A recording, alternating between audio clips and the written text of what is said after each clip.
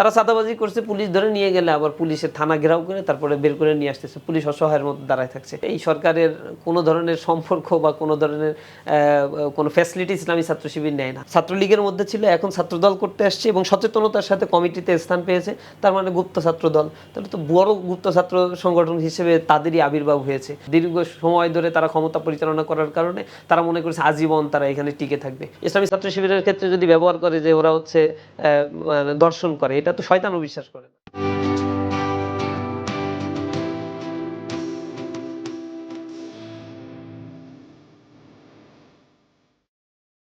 সুপ্রিয় দর্শক, আপনাদের সবাইকে স্বাগত জানাচ্ছি বাণিজ্য প্রতিদিনের বিশেষ আয়োজন আগামী রাজনীতি। আজকের অনুষ্ঠানে অতিথি হিসেবে উপস্থিত আছেন বাংলাদেশ ইসলামী ছাত্র শিবিরের কেন্দ্রীয় সেক্রেটারি জনাব নুরুল ইসলাম সাদ্দাম। আজকের অনুষ্ঠানে আপনাকে স্বাগত জানাচ্ছি। আপনাকেও অসংখ্য ধন্যবাদ। বাণিজ্য প্রতিদিনের সকল দর্শককে আন্তরিক ধন্যবাদ জানাচ্ছি।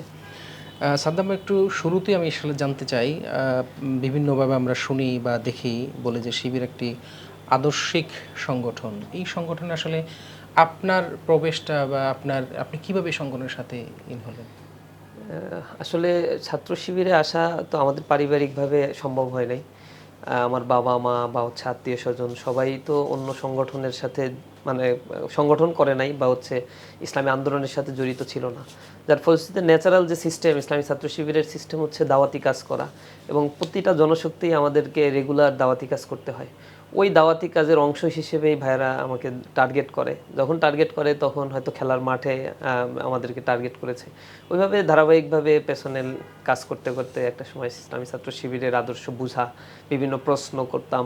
যেমন আমাদের ভিতরে অনেক প্রশ্ন ছিল যে শিবির রক কাটে, শিবির হচ্ছে সন্ত্রাসী, তারপরে হচ্ছে শিবির জঙ্গি, এরকম টাইপের পারসেপশন আমাদের মধ্যেও ছিল। এবং দায়িত্বশীলদেরকে এগুলো যখন প্রশ্ন করতাম, ভাবতাম তো এগুলো বললে খুব ক্ষেপে যাবে, আবার কি না কি আছে এরা, কিন্তু খুব ভালো নমনীয় উত্তর দিত।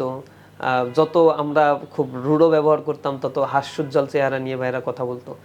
এই সব মানে জায়গাগুলো আমাদের ভিতরে একটু দাগ কাটছে যে এই মানুষগুলো তো এত খারাপ হওয়ার প্রশ্নই ওঠে না, তাহলে মিলে দেখি কতটুকু কি। ওই মিলতে মিলতে যেতে যেতে একটা সময় ইসলামী ছাত্র শিবিরে আসা। তো এইটা আসলে সেই সময়টা কোন সময়? আপনি কি আমি তখন হচ্ছে এসএসসি দাখিল পরীক্ষা দিয়েছি, আলিমের স্টুডেন্ট ওরকম টাইমে। আসলে এই যে কথাটা আপনি বললেন যে শিবির রক কাটে, আপনি তো শিবিরের এখন কেন্দ্রীয় পর্যায়ের একজন নেতা, এর আগে মহানগরী বিশ্ববিদ্যালয়ে অনেকগুলো কেন্দ্রের দায়িত্ব পালন করেছেন। আপনার জীবনে আসলে কি এরকম ঘটনা আপনি কোনো ঘটিয়েছেন? এটা তো হাস্যকর। আমাদের ধারণা ছিল, এরকম মনে হইতো, যেভাবে রিউমার ছড়ানো হতো ইসলামী ছাত্র শিবিরের ব্যাপারে, তখন তো এমনি স্বাভাবিকভাবেই আমরা যখন টিনেজার ছিলাম তখন মনে হতো যে ইসলামী ছাত্র শিবির এরকম যদি রক কাটে তার মানে তার স্বাবলম্বিতা আছে, সক্ষমতা আছে, বিভিন্নভাবে তার নামে প্রোপাগান্ডা ছড়ানো হয়। এই জায়গা থেকে মনে হতো যে এদের সাথে থাকলে তো এম্পাওয়ার্ড হওয়া যায় বা অনেক ফ্যাসিলিটিস পাওয়া যাবে হয়তো। কিন্তু যত উপরের দিকে উঠছি তত তো ছাত্র শিবির সম্বন্ধে জানতে পারলাম। এরকম দৃষ্টান্ত আমরা জিজ্ঞাসা করতাম বৈঠকে যে আমি তো খুলনার মানুষ, তাহলে রক কি রাজশাহীতে কাটে এরকম শুনছি। আবার রাজশাহীর ভাইয়েরাও নাকি শুনে যে এটা রক তো হচ্ছে চিটাগাঙে কাটে। চিটাগাঙের ভাইয়েরা আবার প্রশ্ন করে রক তো অমুক জায়গায় কাটে, কিন্তু রকটা যে আসলে কোথায় কাটা হয় এই জিনিসটার কোনো খোঁজখবর কারোর কাছে নাই। মিডিয়ার মাধ্যমে আমরা বিভিন্ন সময় যেটা জানতে পেরেছি, বিশেষ করে 13 সালের অনলাইনে সার্চ দিলে প্রথম আলো পত্রিকার একটা নিউজ আসে, যেই পত্রিকার নিউজে ইসলামী ছাত্র শিবিরের ব্যাপারে এই এলিগেশনটা করা হয়। তো 13 সালে যখন আওয়ামী সরকার ক্ষমতায়, ইসলামী ছাত্র শিবিরের একাধিক নেতাকর্মীকে তারা হত্যা করলো, জেল দিল, ছাত্র শিবিরের সব অফিসগুলো বন্ধ করে দিল, যেখানেই ছাত্র শিবির পায় হাজার হাজার গ্রেপ্তার, মানে শত শত ভাইদেরকে পঙ্গু করেছে। মামলার তো কোনো শেষ নাই, আমরা তো এখন হিসাব করছি বিভিন্নভাবেই মামলার সংখ্যা বেড়ে যাচ্ছে। 11,000-এর মতো মামলা রেকর্ড হয়েছে আমাদের। শত শত ভাইয়েরা এখানে এই মামলার কারণে দেশের বাইরে চলে যেতে হয়েছে। তো আমাদের উপরে যে জুলুম নির্যাতনগুলো করা হয়েছে এর আউটপুটটা মানে এটার মাধ্যমে ইসলামী ছাত্র শিবিরের যে ব্যাপারে যে প্রোপাগান্ডাগুলো চালানো হয় 13 সালে, তো যদি এরকম কোনো কাজ করেই থাকে এর এগেইনস্টে সরকারের তো পদক্ষেপ নেওয়া দরকার ছিল। কোনো একজন ভাইকে গ্রেপ্তার করা দরকার ছিল, গ্রেপ্তার করে তাকে জেলে দেওয়া দরকার ছিল, অথবা তার ট্রায়াল তো করে ফেলতে পারতো। আওয়ামী লীগ তো এত ভালো কোনো দল না যে দলটা ইসলামী ছাত্র শিবিরের এরকম একটা অ্যালিগেশন পাইলো, কাউকে গ্রেপ্তার করলো না, কারো নামে কোনো জাজমেন্ট হইলো না, বা মানে নির্দোষ প্রমাণিত হলো ইসলামী ছাত্র শিবিরের ভাইরা। এগুলো হচ্ছে তারা মিডিয়া ট্রায়ালের মাধ্যমে, মিডিয়া কুয়ের মাধ্যমে আমাদেরকে জাতির সামনে, ছাত্রদের সামনে মনস্টার বানিয়েছে। এবং কিছু শব্দ তারা ব্যবহার করেছে, কারণ ইসলামী ছাত্র শিবিরের ক্ষেত্রে যদি ব্যবহার করে যে ওরা হচ্ছে ধর্ষণ করে, এটা তো শয়তানও বিশ্বাস করে না। যদি বলা হয় যে ইসলামী ছাত্র শিবির লুটপাট করে, চাঁদাবাজি করে, এগুলো তো আমাদের জাতশত্রুরাও আসলে বিশ্বাস করে না। এখনো সময় দেখবেন যারা আমাদের বন্ধু ছিল, এখন আমাদের ব্যাপারে নেগেটিভ কথা বলি, এই শব্দগুলো তারা ব্যবহার করে না আমাদের ক্ষেত্রে। ওইটা শয়তানও বিশ্বাস করবে না যে ইসলামী ছাত্র শিবির এই কাজগুলো করতে পারে। তাহলে এমন একটা কথা বলতে হবে যেই কথাটা আসলে বিশ্বাস করানোর কাছাকাছি যাওয়া যায়, যেটা অস্পৃশ্য, যেটা দেখা যায় না, ব্লেম দেওয়া যাবে, যেটা হচ্ছে অল্প লেভেলে ঘটে, এরকম জায়গা থেকে তারা এই কথাগুলো বলার চেষ্টা করছে। আমাদের পক্ষ থেকে স্ট্রংলি কন্ডেম করেছি আমরা। এই জাতীয় অ্যালিগেশনের সাথে আমাদের দূরতম সম্পর্ক নাই। এবং মিডিয়ায় এটা প্রচারিত হয়েছে আবার প্রথম আলোর মতো পত্রিকায়। এই পত্রিকা কোন ধরনের জার্নালিজম করে এটা সবার কাছেই ক্লিয়ার। সুতরাং এই যে অভিযোগগুলো, এগুলো তো অভিযোগ হিসেবেই শুনেছি, এখনও প্রশ্ন করে, আমরাও ছোটোবেলায় করতাম। এই জিনিসগুলো এইভাবেই চলে আসছে দিনের পর দিন। তবে আমার ধারণা যে এখন এই জাতীয় প্রশ্নগুলো আমরা এখন আর পাই না। এগুলো মিডিয়াই আমাদের কাছে মাঝে মাঝে জিজ্ঞাসা করে। এছাড়া আমাদের কাছে এখন আমরা তো যে জায়গায় যাই, ছাত্রদের কাছে প্রশ্নোত্তর একটা পর্ব আমাদের থাকে, এবং ওপেন আস্ক শিবির, নো শিবির নামে প্রোগ্রাম আমরা ইউনিভার্সিটি কলেজগুলোতেও করেছি। এই প্রশ্নগুলো এখন আর আমি দেখছি বিগত 5-7 বছর ধরে আমাদের কাছে আর আসে না। তার মানে ছাত্ররা এটা বুঝে নিয়েছে যে এটা আমাদের ব্যাপারে একটা বড় ধরনের ব্লেম গেম খেলা হচ্ছে। আচ্ছা, তো এই যে একটা আপনি বললেন যে আস্ক শিবির, নো শিবির নামে আপনারা বিশ্ববিদ্যালয় এবং কলেজগুলোতে বিভিন্নভাবে প্রোগ্রাম করছেন, কিন্তু আপনাদের যারা বন্ধু ছিল একসময়, তারা তো আপনাদের গুপ্ত শিবির হিসাবেই চিনে। এইটাকে আসলে আপনি কীভাবে ব্যাখ্যা করবেন? এইটা তাদের ওই এক ধরনের প্রোপাগান্ডার জন্য উসিলা খুঁজে, সেই উসিলা হিসেবে এটাকে তারা ব্যবহার করছে। তবে তারা এটার উপরে ইস্তেকামাত না। আমার মনে হয় যে এগুলা মাঝে মাঝে কিছু বলছে, এগুলা থেকে তারা যেহেতু ব্যাখ্যা দিতে পারে নাই, এবং মানুষ প্রচণ্ড রকমের হাসাহাসি করে তাদের এই ইম্যাচিউর শব্দ চয়নের কারণে, যার ফলশ্রুতিতে এইখান থেকে তারা এখন বিরত থাকছে। তবে আমরা বলি যে যে অ্যালিগেশনের কারণে তারা আমাদেরকে গুপ্ত শিবির বলে, একই অ্যালিগেশন তো তাদের উপরেও তাহলে গুপ্ত ছাত্রদল হয় হিসাবে, এবং বড় গুপ্ত ছাত্রদল হয়। কারণ এই ছাত্রদল করার কারণে, আগে ছাত্রলীগ করতে এখন ছাত্রদল করছে, এই কারণে তো তারা একবারে ঘোষণা দিয়ে কেন্দ্র থেকেই 21টা কমিটির তাদের নেতাকর্মীকে তারা বহিষ্কার করেছে। ইভেন ঢাকা ইউনিভার্সিটি, জাহাঙ্গীরনগর, কবি নজরুল বিশ্ববিদ্যালয় থেকে শুরু করে প্রত্যেকটা জায়গায় টপ লেভেলের দায়িত্বশীল সভাপতি, যুগ্ম সাধারণ সম্পাদক এই লেভেলের মানুষগুলোকে তারা পেয়েছে। সুতরাং ইসলামী ছাত্র শিবিরের ব্যাপারে যদি বলা হয়, চর্বিত সর্বণ দুই একটা উদাহরণ বলে, কিন্তু যার কোনো ভিত্তি নাই, যার কোনো প্রমাণ তারা ওইভাবে দিতে পারে না। আমাদের কাছে তো অ্যাভেলেবেল প্রমাণ, এবং তারা প্রমাণ পাওয়ার পরে তাদেরকে সাসপেন্ড করেছে, সেগুলো মিডিয়ায় আসছে, পত্রিকায় আসছে। তো যদি ওদের হিসেব অনুযায়ী ব্যাখ্যাটা এমন হয় যে আগে ছাত্রলীগ করতো, ছাত্রলীগের ভিতরে ছিল, এখন ছাত্র শিবির করতে আসছে, তার মানে গুপ্ত, তাহলে আগে ছাত্রলীগ করতো, ছাত্রলীগের মধ্যে ছিল, এখন ছাত্রদল করতে আসছে এবং সচেতনতার সাথে কমিটিতে স্থান পেয়েছে, তার মানে গুপ্ত ছাত্রদল। তাহলে তো বড় গুপ্ত ছাত্র সংগঠন হিসেবে তাদেরই আবির্ভাব হয়েছে। এবং আমরা দেখেছি ঢাকা বিশ্ববিদ্যালয়ে তারা 100 কত জনের, 150-200 জনের একটা কমিটি দিয়েছে, কিন্তু 13, 14, 15 সালে তারা যখন মিছিল করছে ঢাকা বিশ্ববিদ্যালয়ে, 13-14 জনের বেশি তো আমরা পাইতাম না, ব্যানার ধরার লোক তাদের পাওয়া যেত না। তাহলে বাকি যে কমিটিতে 120-30 জন যারা ছিল, এরা কোথায় ছিল লুকায়িত? আসলে এই প্রশ্নের উত্তরটার মধ্যেই মানে এইটা পাওয়া যায় যে আসলে গুপ্ত সংগঠন হিসেবে কাদের আত্মপ্রকাশ ঘটেছে। তো এই জাতীয় ইম্যাচিউর কথাবার্তা যখন তারা বলে, তখন মানুষের মধ্যে এই জাতীয় প্রশ্নের উদ্রেক হয়। আমরা আসলে এই কথাগুলো থেকে তাদেরকে বারংবার বলেছি যে 5 আগস্টের পরে নতুন একটা বন্দোবস্ত হয়েছে, আমরা সবাই কাঁধে কাঁধ মিলিয়ে রাজনৈতিক কাজ করি, 15 বছর একসাথে যুগপৎ আন্দোলন করতে পারছি, বিভিন্ন সময় টেবিলে বসতে পেরেছি, একে অপরের সাথে সৌহার্দ্যপূর্ণ আচরণ ছিল, কথা ছিল, এখনও হয়তো আমাদের সাথে সেই সম্পর্কগুলো আছে। কিন্তু মিডিয়ার সামনে যে অযাচিত বক্তব্য আমরা দিচ্ছি, এই বক্তব্য থেকে আমাদের বিরত থাকা উচিত। এই যে সাম্প্রতিক সময় ছাত্রদলের সভাপতির একটা কথা মানে খুব ভাইরাল হয়েছে যে আপনাদের ছাত্র শিবিরের কেন্দ্রীয় সংগঠনে বা ছাত্র শিবিরের কেন্দ্রীয় সভাপতি সহ অনেকেরই বয়স সংক্রান্তটা বিষয়ে তারা প্রশ্ন তুলেছেন। এই বিষয়টা আসলে এইটা আপনি কীভাবে দিবেন? এটা আমি আসলে কিভাবে বলবো, যে এই প্রশ্নটা করছে তার এই প্রশ্নটা করার নৈতিক অধিকার কতটুকু আছে? আগে তো নিজের দিকে তাকাতে হবে, মানে থুতু উপরের দিকে ফেললে তো নিজের গায়ে এসে আগে পড়ে। এই জিনিসটা হয়তো তারা মানে বোধগম্য নয় তাদের। যে বয়স নিয়ে তারা প্রশ্ন করছে, ইসলামী ছাত্র শিবিরের ক্যাডার ভিত্তিক ছাত্র সংগঠন হওয়ার কারণে আমরা বলছি এক এক স্টেজে এক এক ধরনের বয়স প্যাটার্ন আমরা মেনটেন করি। এই জিনিসগুলো ইসলামী ছাত্র শিবিরের একেবারে সূচনা লগ্ন থেকেই পরিচালিত হয়। কিন্তু তাদের ছাত্র সংগঠনের খোঁজ নিয়ে দেখেন, বাংলাদেশে যে কয়টা বিশ্ববিদ্যালয় কমিটি দিয়েছে, সেই কমিটির যাদের আহ্বায়ক করা হয়েছে বা সাধারণ সম্পাদক করা হয়েছে, তাদের বয়স সীমা নিঃসন্দেহে আমাদের চাইতে কয়েক গুণ বেশি, এবং তারা আসলে এখন কোনো ছাত্র না এবং ছাত্রদের সাথে কোনো রিলেশনও নাই। এই মানুষগুলোকে তারা একেবারে রুট লেভেল পর্যন্ত ইম্পাওয়ার্ড করে রাখছে। বিভিন্ন মহানগরীর যে কমিটিগুলো বা হচ্ছে জেলাগুলোতে যে কমিটিগুলো রয়েছে, এগুলো রানিং ছাত্র খুঁজে পাওয়া, দূরবীন দিয়েও খুঁজে পাওয়া যায় না। ইভেন সব বিশ্ববিদ্যালয়গুলোতে একই ঘটনা। ইসলামী ছাত্র শিবিরের ক্ষেত্রে আমরা বলছি যে আমাদের তো অনেকগুলো স্তর আছে। একটা হচ্ছে ইউনিট লেভেল, উপশাখা লেভেল যেগুলো আমরা বলি। এই জাতীয় সংগঠনে আমাদের এইজ স্ট্রাকচার আমরা মেনটেন করি 18 থেকে 20-এর মধ্যে। আমাদের এর উপরে আছে একটা ওয়ার্ড স্ট্রাকচার, এর মধ্যে 20 থেকে 22 বছরের বয়সের স্ট্রাকচার মেনটেন করা হয়। এর উপরে আমাদের আছে হচ্ছে শাখা, জেলা শাখা, মহানগর বা বিশ্ববিদ্যালয় শাখা। এগুলোতে আমরা 25 থেকে 27 বছর বয়সের সীমা মেনটেন করি। সব ম্যাক্সিমাম 25ই, বেশি 2-1 হয়তো 27-28 বছর বয়স আছে।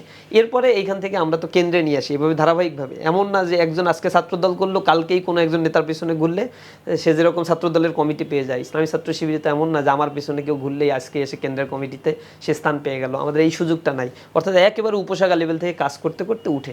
এ কারণে কেন্দ্রের দায়িত্বশীলদের বয়সের একটা স্ট্রাকচার আছে। স্ট্রাকচারের মধ্যে আবার আছে হচ্ছে সিনিয়র দায়িত্বশীল যারা, তাদের একটা বয়স স্ট্রাকচার মেনটেন করা হয়। আর নিচের দিকে ম্যাক্সিমাম 27-28 বছর বয়সের মধ্যে আমাদের সকল সংগঠনের দায়িত্বশীলদের ছাত্র জীবন স্বাভাবিকভাবেই শেষ হয়ে যায়। সুতরাং আমাদের যে প্যাটার্ন বা যে বিষয়টা, এটা না বুঝে সে যে বক্তব্যগুলো রাখছেন, এটা তার জন্যই সাপে বর হচ্ছে। সে হয়তো মিডিয়া পাওয়ার জন্য বা ভিডিও মানে সামনে আসার জন্য, আলোচনায় আসার জন্য এই কথাগুলো বলছে। এটা আশা করি সে বুঝতে পারবে।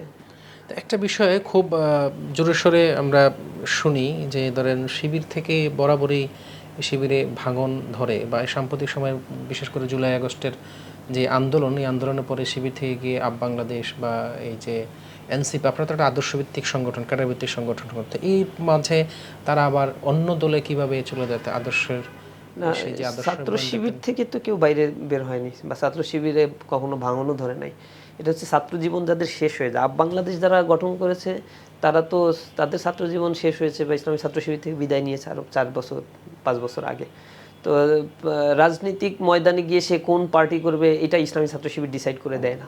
ছাত্র শিবিরে থাকাকালীন সময় অন্য কোনো ছাত্র সংগঠন বা দলে কেউ যেতে পারে না, বা ছাত্র শিবির বিভক্ত হয়ে আরেকটা সংগঠন তৈরি হয়েছে, এরকম কোনো হিস্ট্রি ইসলামী ছাত্র শিবিরের এই 48 বছরের ইতিহাসে নাই। তবে ইসলামী ছাত্র শিবির যে আদর্শের কথাগুলো বলে, ছাত্রদেরকে যেভাবে তৈরি করে, লেখাপড়া শেষ হয়ে গেলে আমরা বলি তোমার ইথিক্স, নর্মস, ভ্যালুস এগুলো ঠিক রেখে যে কোনো জায়গায় যেন দেশের সেবা করতে পারো, জাতির জন্য সেবা করতে পারো, ইসলামিক যে নর্মসটা তুমি শিখলা সেই জিনিসটার জন্য ইমপ্লিকেশনটা ব্যক্তিগত লাইফে থাকে। এই আদর্শগুলো আমাদের ট্রেনিংয়ের মাধ্যমে, প্রশিক্ষণ প্রোগ্রাম যেগুলো হয়, এই প্রোগ্রামের মাধ্যমে আমরা তাদেরকে বলার চেষ্টা করি। তবে এটা উইলিং থাকে যে ইসলামী ছাত্র শিবির থেকে বের হয়ে যাওয়ার পরে অবশ্যই অন্য কোনো পার্টিকুলার দলে যেতে হবে, এরকম কোনো শপথ ইসলামী ছাত্র শিবির দেয় না। তবে হ্যাঁ, আদর্শের ব্যাপারগুলো আমরা খুব ভালোভাবেই তাদেরকে অনুধাবন করা এবং বোঝানোর চেষ্টা করি। এক্ষেত্রে সবাই ইসলামিক সংগঠনগুলোর ভিতরে একটা ম্যাক্সিমাম পোর্শন, মানে বলা চলে 99%ই ইসলামী দল বা ইসলামী সংগঠনের ভিতরেই নিজেদেরকে ইনক্লুড করে রাখে।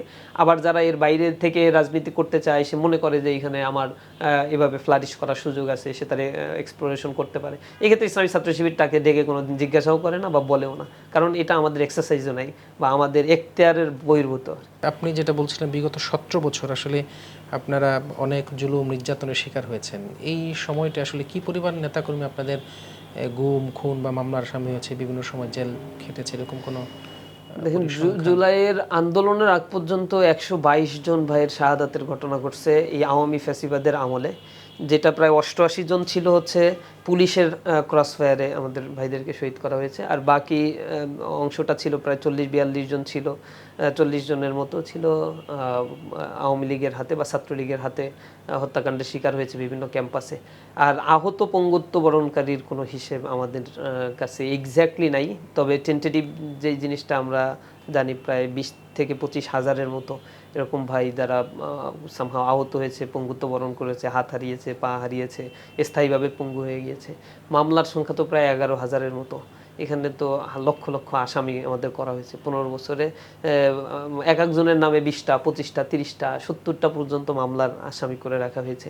দেশের ভিতরে থাকতে পারে নাই, কোনো ইউনিয়ন পর্যায় পর্যন্ত আমাদের কোনো অফিসগুলো খুলতে দেয়নি। ইভেন আমাদের ইসলামী ছাত্র শিবিরের ট্যাগ দিয়ে সাধারণ ছাত্রদের উপর প্রচণ্ড পরিমাণের জন্য নির্যাতন চালানো হয়েছিল। তা আপনি আসলে ব্যক্তিগতভাবে কতটি মামলার আসামি, আর এই কি পরিমাণ আপনার আসলে জেল খেতে, আপনি তো একটা বৈরী পরিবেশে আসলে মানে মাঠ পর্যায়ে সংগঠন করেছেন। আমার আমার আছে 3টা মামলা, এখনো যদিও এটা নিষ্পত্তি হয়নি, এই অবস্থায় আছে। মামলাগুলো খুব শক্ত, সন্ত্রাস বিরোধী মামলা, অস্ত্র মামলা, এই জাতীয় মামলা আমাদেরকে দেয়া হয়েছিল। তো প্রায় 3 মাসের মতো জেলে ছিলাম। 22 সালেই মূলত ঢাকার একটা প্রোগ্রাম থেকে, আমাদের একটা সাহিত্য প্রোগ্রাম আড্ডা থেকেই মূলত ধরে নিয়ে যাওয়া হয় এবং একেবারে নাটক সাজানো হয় যে সন্ত্রাসী রাষ্ট্রদ্রোহী কার্যক্রম করতে গিয়ে আমাদেরকে গ্রেপ্তার করা হয়েছে, সন্ত্রাস বিরোধী মামলা দিয়ে আটকানো হয়। তো একটা বিষয় যেটা বলেন যে আপনার 11,000 মামলা, অনেক 122 জন আপনাদের শাহাদাত বরণ করেছে, গুম হয়েছে অসংখ্য। এই গুম কমিশনে এখন পর্যন্ত আপনারা কি পরিমাণ অভিযোগ আপনাদের সাংগঠনিকভাবে বা ব্যক্তিগতভাবে আমাদের এখনো 6 জন ভাই গুম হওয়া আছে। এই 6 জন ভাইয়ের ব্যাপারে আমরা অভিযোগ দায়ের করেছি গুম কমিশনের কাছে। তারা আমাদেরকে আশ্বাস দিয়েছে, এর তদন্ত করছে তারা। আশা করি হয়তো তারা ভালো একটা ফলাফল বা খবর আমাদের দিতে পারবে। আর এর বাইরেও যে সকল ভাইয়েরা অল্প সময়ের জন্য, কেউ 2 মাস 3 মাস 6 মাস অথবা 18 দিন 20 দিন 25 দিন 1 বছর 7 বছর 6 বছর এরকম যারা গুম হয়েছিল, এই ভাইয়েরাও ধারাবাহিকভাবে তাদের অভিযোগপত্রগুলো দায়ের করেছে। ইন্ডিভিজুয়ালি এদেরকে দায়ের করাতে বলা হয়েছে এবং ইসলামী ছাত্র শিবিরের আইন বিভাগের পক্ষ থেকে তাদেরকে সহযোগিতা করা হয়েছে। এবার আসে আমরা একটু জুলাই আন্দোলনের প্রায় 1 বছর পূর্তি হয়েছে। এই জুলাই আন্দোলনের মোড়টা অনেকেই এখন আসলে, বিশেষ করে আওয়ামী ওই ফোরাম থেকে বলা হয় যে একটি মেটিকুলাস ডিজাইন শিবির করে তাদেরকে আওয়ামী লীগে আসলে নামানো হয়েছে। এই মেটিকুলাস ডিজাইনে কি আসলে আপনি এটার পার্ট ছিলেন? ডিজাইন আওয়ামী লীগ তো তাদের মতো করে কথাগুলো ফেব্রিকেট করছে, বলছে। এখন পরাজিত শক্তির তো একটা উসিলা লাগবে, সে উসিলা তারা খুঁজে অনলাইনে সক্রিয় থাকার চেষ্টা করছে, কারো উপর দায় চাপানোর জন্য চেষ্টা করছে, বলার চেষ্টা করছে। তবে জুলাই আন্দোলনের ক্ষেত্রে এটা তো একেবারেই অর্গানিক ওয়েতে এটা তৈরি হয়েছে, কিন্তু বিহাইন্ড দ্য সিন পরিকল্পনা, কর্মসূচি সেগুলো তো অবশ্যই পরিকল্পনার আওতাধীন ছিল, আওতাভুক্ত ছিল। এবং একেবারে শুরু থেকে ইসলামী ছাত্র শিবির এই কাজগুলোর সাথে একেবারে এলাই ছিল, ইনভলভ ছিল। আমরা চেষ্টা করেছি মানুষের কথাগুলো বলার জন্য, মানুষের পালসগুলো বোঝার জন্য। জুলাই আন্দোলনে দেখেন, আমাদের যত আন্দোলন ছাত্র শিবিরের ব্যানারে আমরা করেছি, প্রত্যেকটা ইভেন্টে আমরা মিছিল মিটিং করেছি, কোনো মিডিয়া কাভারেজ আমরা পাই নাই। আবার আমরা যখন রাস্তায় নেমেছি, ভিডিও ফুটেজ দেখে দেখে আমাদের ভাইদেরকে গ্রেপ্তার করা হয়েছে। এটা আমাদের জন্য খুবই ব্যাপার ছিল যে কোনো একটা মিছিল করার পরে আমরা নিশ্চিত ধরে নিতাম যে এই মিছিল শেষে কয়েকজন ভাই গ্রেপ্তার হবে, রাতে গিয়ে কারো নামে মামলা হবে, পরিচিত ফেসগুলো বাসায় থাকতে পারবে না। এগুলো একটা নিত্য নৈমিত্তিক ব্যাপার ছিল, এগুলো ধরে নিয়েই ইসলামী আন্দোলন বা ছাত্র শিবির আমরা করতাম। তো জুলাই আন্দোলনের ওই সময়টাতে যখন মানুষরা নেমেছে, এটা তো একটা অ্যাকশনারি একটা বিপ্লব ছিল, রিয়াকশনারি ছিল, অ্যাকশনারি ছিল না। মানে কোনো দল একেবারে তাদের পারপাস সার্ভ করার জন্য সব মানুষকে রাস্তায় নামিয়েছে, বিষয়টা এমন নয়। মানুষ তার অধিকার আদায়ের জন্য রাস্তায় নেমেছে। কর্মসূচিটা জাস্ট উসিলা ছিল। আমাদের এক একটা কর্মসূচি করে এক এক স্পটে, আমরা তো খুব বেশি লোক তো আর না, আমাদের সংগঠনে হয়তো 500 600 1000, কিন্তু এক একটা স্পটে তো হাজার হাজার মানুষ রাস্তায় নেমেছিল। এই মানুষগুলো কোনো চাহিদা ছাড়াই নিজেদের অধিকার আদায়ের জন্যই রাস্তায় নেমেছে। গণতান্ত্রিক অধিকার তাদের ছিল না, কথা বলার স্বাধীনতা ছিল না, ব্যবসায়িক স্বাধীনতা ছিল না। একটা পরিবারের কাছে সবকিছু জিম্মি হয়ে গিয়েছে, আয়নাগর করছে, গুম খুন, মানে বাণিজ্য থেকে শুরু করে এহেন কোনো অপকর্ম নাই যা আওয়ামী লীগ করে নাই। আবার ছাত্রলীগের দ্বারা মানুষ যেভাবে মানে ক্যাম্পাসগুলোতে সাধারণ ছাত্ররা নাজেহেলের শিকার হয়েছে, হত্যাকাণ্ডের শিকার হয়েছে, তারপর সাদাবাজির কারণে মানুষ অতিষ্ঠ হয়ে গিয়েছিল। এই কারণে মানুষ একটু স্বস্তি চেয়েছে এবং এই জায়গা ফ্যাসিবাদ যেভাবে মানুষের উপরে চেপে বসেছিল, এটা কেউ নামাতে পারছিল না। ওরা নিজেরাও মানে এত অহংবোধ তাদের মধ্যে ছিল, এত অহমিকা তাদের ভিতরে ছিল, দীর্ঘ সময় ধরে তারা ক্ষমতা পরিচালনা করার কারণে তারা মনে করেছে আজীবন তারা এখানে টিকে থাকবে। মানুষ এগুলোকে খুব ভালোভাবে নেয় নাই, সুতরাং তারা একটা সুযোগের অপেক্ষায় ছিল। সেই প্রেক্ষাপটটা জুলাই আন্দোলনের মাধ্যমে তৈরি হয়েছে এবং মানুষেরা রাস্তায় নেমে আসছে, ম্যাসিভ একটা মুভমেন্ট তৈরি হয়েছে। এটাতে তো শিবিরের আসলে সক্রিয় অংশগ্রহণ ছিল এবং খুব ভালোভাবেই অংশগ্রহণ শিবির করেছে। এই যে জুলাই মাসে যে আন্দোলনের মানে একটা সাবেক প্রধানমন্ত্রীর কথার পরে বেসিক্যালি ঢাকা ইউনিভার্সিটিতে নিশিরাতেই একটা ছিল, তুমি কে আমি কে রাজা কা রাজার, এই স্লোগানকে আসলে শিবিরের পক্ষ থেকে করে দেয়া? ওইখানে তো ছাত্রদের পক্ষ থেকেই মূলত স্লোগানটা ওঠে। এবং ওই ছাত্ররা ক্যাম্পাসে যারা ছিল ইসলামী ছাত্র শিবিরের ভাইয়েরাও সেখানে ছিল এবং হল থেকে ভাইয়েরাই শুরু করে প্রথম বিষয়টার প্রতিবাদ জানানো। আগে আমাদের প্রতিবাদের একটা ভাষা ছিল যে ডিফেন্সিভ মুভমেন্টে ছিলাম, আমাদের রাজাকার বলতো না না আমরা রাজাকার না, আমাদেরকে চাঁদাবা এই বলতো সেই বলতো, আমরা বলতাম যে না না আমরা এইটা না। ওই প্রোটেকশন করতে গেলে ওরা আরও বেশি বাহবা দিত যে না এদেরকে যত দেই এটা নিয়ে তারা ব্যস্ত থাকে। তো আমাদের একটা স্ট্র্যাটেজি ছিল জুলাই আন্দোলনে যে আমাদের যতই যা বলা হোক না কেন এর একটা ফিডব্যাক এমনভাবে দিতে হবে যা সহ্য করার মতো তাদের থাকবে না। সুতরাং যখন বলছে যেটা বলে দমিত করা হয়, আমাদেরকে বলা হইতো দীর্ঘদিন ধরে যাকেই তাদের মতের সাথে মিলতো না এরকম শব্দগুলো রাজাকার বলে সম্বোধন করত। সাধারণ ছাত্রদেরকে যখন এটাকে সম্বোধন করলো তখন তো এটার একটা ক্ষিপ্রতা মানে সাধারণ ছাত্রদের মধ্য থেকে বের হয়েছে। ক্যাম্পাসে যারা ছিল তারা হলের মধ্যেই এই সংবাদ শোনার পরে টেলিভিশনে দেখার পরে নিজেদের মধ্যে আলাপ আলোচনা করে এই স্লোগান তারা শুরু করে। সেখানে তো ইসলামী ছাত্র শিবিরের ভাইরাও উপস্থিত ছিল, তারা স্লোগান শুরু করে দেয়, স্লোগানের সাথে একত্রতা পোষণ করে, রাস্তায় নেমে আসে, মিছিল করে। সেই মিছিলের সারিতে আমাদের তৎকালীন বিশ্ববিদ্যালয়ের দায়িত্বশীলরাও অবস্থান ছিল, সবাই তো হলেই ছিল। একটা বিষয় খুব যে এই যে জুলাই আন্দোলনে অনেক লোকের রক্ত, পঙ্গুত্ব বরণ, তাদের মৃত্যু, এর মাধ্যমে আসলে আমরা একটা স্বাধীন বাংলাদেশ পেয়েছি। তো এখানে আসলে আহত যারা হয়েছেন, যারা অলরেডি নিহত হয়েছেন বা শহীদ হয়েছেন তারা তো গেছি, আহত ব্যক্তিদের আসলে সেইভাবে কোনো ধরনের চিকিৎসা না করেই তাদেরকে আরও বিভিন্নভাবে আজকে না কালকে, কালকে না পরশু এরকম করছে। সবাই যার যার রাজনৈতিক দল গোছানোর ধান্দা করছে। ইসলামী ছাত্র শিবির আসলে এই একই পথে আসছে যে সে কি তার দল গুছায়া আগামী রাজনীতিতে জামাতকে সহযোগিতা করবে সেই জন্য মাথায় কাজ করছে, না আহতদের খোঁজ খবর? দেখেন, আহতদের ব্যাপারে শুরুতেই আমাদের বক্তব্যটা স্পষ্ট করেছিলাম এবং সরকারের কাছে বারবার আহ্বান জানিয়েছি। এই সরকার যে জুলাইয়ের রক্তের উপরে দাঁড়িয়ে গঠিত হয়েছে তাদের কতগুলো কাজের প্রায়োরিটি আছে, তারা এই কাজগুলো কিছু ক্ষেত্রে আমাদের মনে হচ্ছে ভুলে যাচ্ছে। জুলাই ঘোষণাপত্রটা এখনো তারা দেয় নাই, আহত নিহত যারা হয়েছে তাদের স্বীকৃতি পর্যন্ত এখন পর্যন্ত এই রাষ্ট্র এই জুলাইয়ের এই অভ্যুত্থানের স্বীকৃতি দেয় নাই, অথচ এই গভর্নমেন্টটা জুলাইয়ের গভর্নমেন্ট। এটা একটা লজ্জাজনক বিষয়। এখনো ঘোষণাপত্র দেয়নি, আমরা বলেছি এটা আর কতদিন লাগবে, আর এটা কোনো দল তো ঘোষণা করতে পারবে না, এখন রাষ্ট্রকে এটাকে ঘোষণা করতে হবে, যেহেতু এই গভর্নমেন্ট ইন্টারিম গভর্নমেন্ট এই জুলাই অভ্যুত্থানের ফসল হিসেবে তারা ক্ষমতায় বসেছে। দ্বিতীয় হচ্ছে যারা শহীদ হয়েছিল এই পরিবারগুলোকে পুনর্বাসন করার প্রয়োজন। এই পরিবারগুলোর অনেকে আছে মানে খেটে খাওয়া মানুষগুলোই বেশি, এলিট শ্রেণীর মানুষেরা জীবন দিছে এই সংখ্যাটা তুলনামূলক কম। যারা দিয়েছে দিনমজুর, কুলি মজুর, অথবা রিক্সাওয়ালা, অথবা ছোট ছোট ব্যবসায়িক, অথবা ছোট চাকরি করে, তাদের নিজেদের মানে দেশপ্রেমের কারণেই তারা রাস্তায় নেমেছিল এবং শহীদ হয়েছিল। এই মানুষগুলোর পরিবার, অনেকের পরিবারের একমাত্র উপার্জনক্ষম ব্যক্তি হচ্ছে সে। এই কারণে ওই পরিবারগুলো খুব অসহায় অবস্থায় আছে। জুলাই আন্দোলনের এই ইমিডিয়েট পরপরই গভর্নমেন্টের উচিত ছিল এই পরিবারগুলোকে আইডেন্টিফাই করে তাদের পুনর্বাসন করা। যদিও বাজেটের মধ্যে সম্ভবত 232 কোটি টাকা বাজেট দেওয়া হয়েছে, কিন্তু এর ডিস্ট্রিবিউশনটা প্রপার ওয়েতে হয় নাই। দ্বিতীয়, আবার এই বাজেটও 405 কোটি 32 লাখ টাকা সম্ভবত বাজেটে ইনক্লুড করা হয়েছে। আমি জানি না যে এটা কত প্রপারলি ইউটিলাইজ করা হবে। জুলাই আন্দোলনের ইমিডিয়েট পরেই কিন্তু ইসলামী ছাত্র শিবির প্রত্যেকটা আহত পরিবারের কাছে যাওয়ার চেষ্টা করছে। 30,000-এর কাছে যাওয়া সম্ভব না, বা আমাদের এত রিসোর্সও নাই, অর্থনৈতিক সক্ষমতা আমাদের নাই। আমাদের সুধী শুভাকাঙ্ক্ষী বা আমরা আহ্বান জানিয়েছি তাদেরকে, আমাদের পক্ষ থেকে যতটুকু সম্ভব হয়েছে আমরা তাদের চিকিৎসা সেবা, দেশের যেটা প্রয়োজন এটা দিতে পেরেছি, কিন্তু বিদেশে যে চিকিৎসার জন্য যে হিউজ অ্যামাউন্ট প্রয়োজন এটা আমাদের পক্ষে সম্ভব হয়নি। আমরা তৎকালীন সময়ে জুলাই আহতদের চিকিৎসার জন্য যে ফান্ড বা যে টিম গঠন করা হয়েছিল তাদেরকে বারংবার যোগাযোগ করে বিভিন্ন ওয়েতে যোগাযোগ করেছি, কিন্তু তারা তাদের সীমাবদ্ধতার কথা আমাদের কাছে স্বীকার করছে। ফোন ধরে নাই, আহতদের চিকিৎসা সেবা ঠিকঠাক মতো দেয় নাই, চোখ অন্ধ হয়ে গেছে, চোখ নষ্ট হয়ে গেছে, এরপরে তাদের জন্য পাঠিয়েছে চিকিৎসার জন্য, কিন্তু তারা প্রপার ট্রিটমেন্টটা পায় নাই। নিহতদের পরিবারের ক্ষেত্রে আমাদের পক্ষ থেকে আমরা আমাদের সাধ্যের মধ্যে যতটুকু ছিল আমরা দরিদ্র পরিবারগুলো যারা ছিল তাদেরকে আমরা কিছু অর্থনৈতিক সহযোগিতা করেছি। এবং এই ক্ষেত্রে জামাত ইসলামী প্রতিটা পরিবারে একেবারে তালিকা করে করে প্রায় সম্ভবত 2 লাখ টাকা করে বা 5 লাখ টাকা এরকম একটা অ্যামাউন্ট তারা তাদের পরিবারকে দিয়েছে।